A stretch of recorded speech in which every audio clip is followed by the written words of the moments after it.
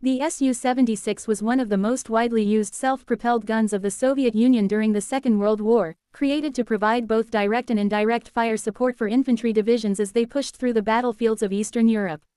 It was built on the chassis of the T-70 light tank and mounted with a 76.2 mm ZIS-3 field gun, which gave it a combination of mobility, firepower, and simplicity that made it one of the Red Army's most useful and versatile armored vehicles.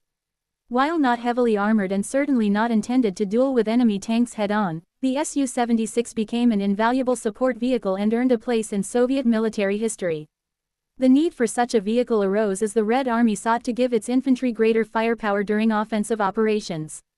The early war years had revealed how crucial mobile artillery was for modern combat, especially when the Wehrmacht employed its own self-propelled guns like the Stug-3 with devastating effectiveness.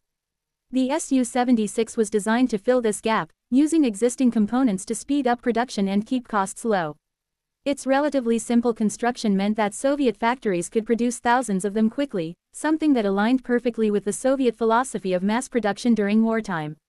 The first prototypes appeared in 1942, and by early 1943 the Su-76 entered full-scale production. The vehicle weighed about 11.2 tons and was powered by two GAZ-202 gasoline engines, which together provided a modest top speed of around 30 to 35 km per hour. The use of twin engines was not ideal and caused reliability issues in the early versions, but these were corrected in the improved Su-76M, which became the main production model. The Su-76M featured better ventilation, a lighter and more reliable drivetrain, and a more open fighting compartment, which solved many of the problems crews initially faced. The open-top design was both a strength and a weakness. On one hand, it gave the crew better visibility and reduced the risk of toxic fumes accumulating during sustained firing, something that had plagued early enclosed versions. On the other hand, it left the crew vulnerable to enemy small arms fire, shrapnel, and air attacks.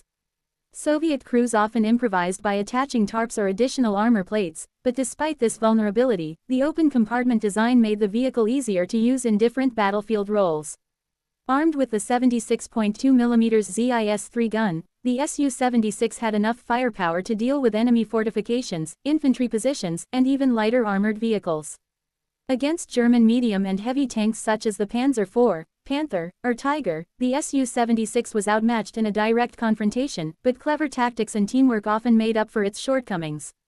Soviet commanders used the Su-76 in large numbers to soften up defenses before infantry assaults, destroy bunkers and machine gun nests, and provide fire support in urban combat. It was also sometimes used in an anti-tank role, though this was not its primary mission. The gun could fire high-explosive shells, armor-piercing rounds, and even canister shots depending on the situation, which gave it considerable flexibility. The vehicle had an elevation range that allowed it to act like artillery, firing indirectly from concealed positions, or directly against enemy positions in close combat. This dual capability made the Su-76 particularly valuable to frontline units, as it could replace towed artillery that was slower to reposition and harder to protect. One of the most important contributions of the Su-76 came during the Soviet offensives of 1943–1945.